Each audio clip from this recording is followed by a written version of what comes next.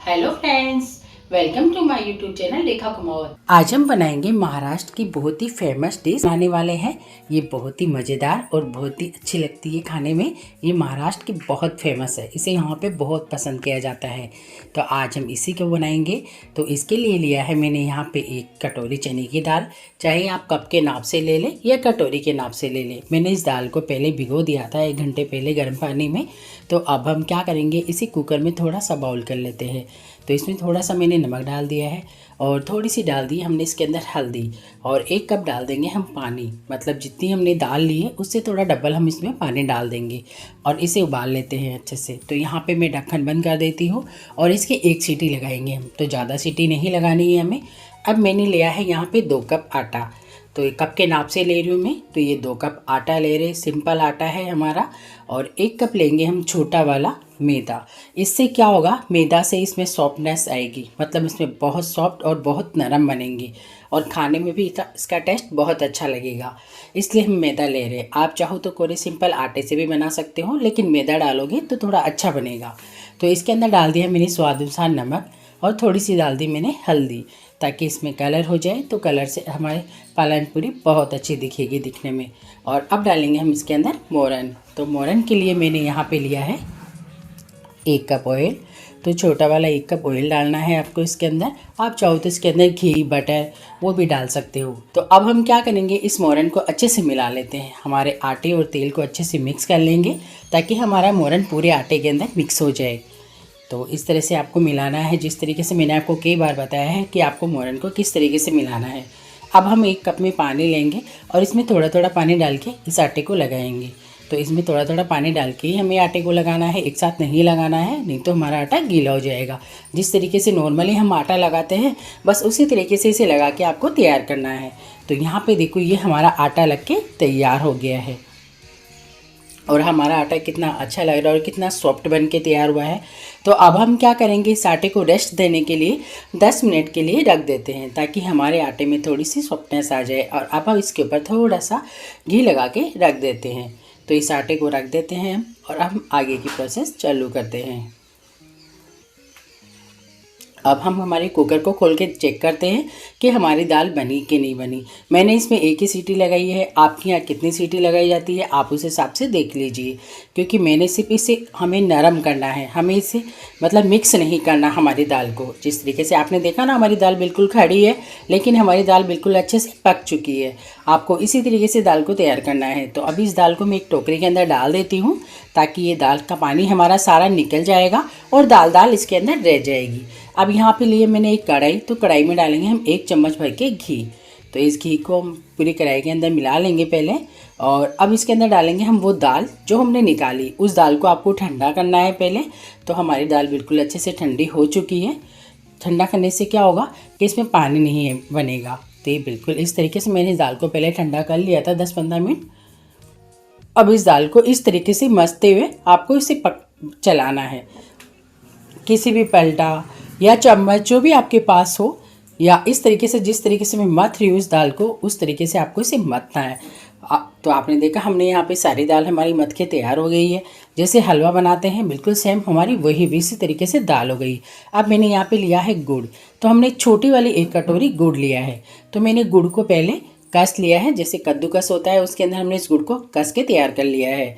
तो अब यहाँ पे डालूंगी मैं 1 चम्मच छोटी वाली इलायची। इलायची से क्या होता है, इसका टेस्ट बहुत अच्छा आता है। और पालन पूरी में गुड़ का टेस्ट बहुत अच्छा आता है। ये शक्कर से नहीं बनाया जाता, ये गुड़ से ही बनाया जाता है। इसमें इसका टेस्ट अलग ही आता है। तो अब हम क्या करेंगे, गुड़ शक्कर चने की दाल को अच्छे से मिक्स कर लेते हैं। जब तक ये बिल्कुल अच्छे से पक नहीं जाता आपको इसे तब तक पकाना है। तो अब हम इसे हिलाते रहते हैं। बस इतना ध्यान रखिए कि लगे नहीं, केरे लगे बगैर तो रहेगा नहीं, लेकिन फिर भी आपको इसे ध्यान रखना है कि ज़्यादा नहीं लगे। जब तक ये मिक्स नहीं हो जाती अच्छे से, हमें इसी तरीके से इसे हिलाते हुए बनाना है। तो आपने देखा हमारा बैटर बिल्कुल थोड़ा थोड़ा गाढ़ा हो रहा है। तो आप जैसे जैसे इसको पकाएंगे हमारा बैटर बिल्कुल गाढ़ा हो जाएगा। तो यहाँ पे देखो, ये बैटर हमारा बिल्कुल गाढ़ा हो गया है कि हमारे हाथों के नहीं चिपक रहा है। तो ये बैटर हमारा बिल्कुल कंप्लीट तैयार हो गया है। इसी तरीके का बैटर हमें रखना है, ताकि हमारा बैटर बिल्कुल चिपकना नहीं चाहिए। जैसे हमने इसमें गुड़ डाला है तो गुड़ की चाशनी भी होती है, वो चाशनी पक जाती है। अगर वो पकती नहीं है तो हमारे इस पलटे की चिपकती रहती है। आपने देखा बिल्कुल हलवे की जैसे हमारे थाली में आके गिर गया है ये। तो आपको इसी तरीके का इस बात का ध्यान रखना है खास तौर से। जैसे आप किसी बर्तन में डालो तो बर्तन में चिपकना नहीं चाहिए। बस जब हमारा बैटर बिल्कुल तैयार हो जाएगा तो अब हम उस दाल को तो ठंडा कर लेते हैं और इस आटे को यहाँ पे अच्छे से थोड़े से और सॉफ्ट कर लेते हैं। तो यहाँ पे थोड़ा सा हमने घी लगा लिया इस आटे पे और इस आटे को हम 2 मिनट के लिए घुटी देके अच्छा से इसे सॉफ्ट करके तैयार कर लेते हैं, क्योंकि जितना हमारा आटा सॉफ्ट होगा उतनी ही हमारी पालन पूरी बनके तैयार होगी। तो यहाँ पे देखो हम इस आटे की लोई तोड़ लेते हैं। सेम वैसे ही लोई तोड़ना है हमें, जैसे हम रोटी बनाते हैं उसी साइज की हमें लोई तोड़ के तैयार करनी है। तो मैं इस पूरे आटे की लोई तोड़ लेती हूँ। तो इस पूरे आटे की लोई हमारी 10 लोई बनेगी। तो मैं इस तरीके से एक एक करके पूरे आटे की लोई तोड़ के तैयार कर लेती हूँ पहले। अब हमने जो बनाया है चने की दाल का, उसके इस तरीके से आपको लड्डू बनाने। आपने देखा हमारे हाथों पे बिल्कुल भी नहीं चिपक रहा है। तो आपको इसी तरीके से एक एक साइज़ से लेना है और सेम एक ही साइज़ के सारे लड्डू आपको बना के तैयार करने हैं। जिस तरीके से मैं बता रही हूँ सेम आपको उसी तरीके से लड्डू बना के तैयार करने हैं। मैंने थोड़े लड्डू बड़े बड़े बनाए हैं, आप चाहो तो छोटे भी बना सकते हो, वो आपकी इच्छा पे है। तो यहाँ पे देखो हमारे इतने ही 10 ही लोए हैं और 10 ही हमने ये लड्डू बनाए हैं। तो अब हम क्या करेंगे, ये लोया लेंगे और इस लोहे पे थोड़ा सा सूखा आटा लगाएंगे और इसे चकले पे बेलेंगे। मैंने इस पर थोड़ा सा सूखा आटा लगा लिया है और हमने इसे बेलने के लिए चकला लिया है। अब हम इस चकले पे बेल लेते हैं हमारे इस लोहे को। तो हमें रोटी की जैसे इसे बेलना है बिल्कुल गोल, लेकिन रोटी से थोड़ा छोटा बेलना है हमें, ताकि हम वो लोया भी इसके अंदर रखेंगे। तो आपको इस तरीके से इसे बेल के तैयार करना है। जिस तरीके से मैं बता रही हूँ आप मेरे प्रोसेस को अच्छे से देखिए। अब हम जिस तरीके से आलू के पराठे बनाने हैं उसी तरीके से आप इन्हें फोल्ड करिए। इस तरीके से चारों तरफ से हमने इसे फोल्ड कर लिया है और इसे पूरी को इस तरीके से मिक्स करिए और इसका जो थोड़ा सा बचा हुआ हिस्सा है उसे हम तोड़ लेंगे इस तरीके से, ताकि हमारा पराठा बिल्कुल बहुत ही अच्छा बनेगा और इस जगह यहाँ पे मोटा दल नहीं आएगा। आपने देखा होगा हम पराठे भी बनाते हैं तो इस जगह अगर हम तोड़ते नहीं है तो यहाँ पे मोटा दल आ जाता है।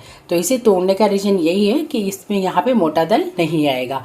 अब हम इस पर फिर से सूखा आटा लगा लेते हैं और फिर से हम इसे बेल लेते हैं। तो अब आपको इसे हल्के हल्के हाथ से बेलना है ताकि हमारा जो बैटर अंदर हमने डाला है वो निकले नहीं बाहर। आपको इस तरीके से घुमाते हुए इसे थोड़ा सा हाथों से क्रैश करना है।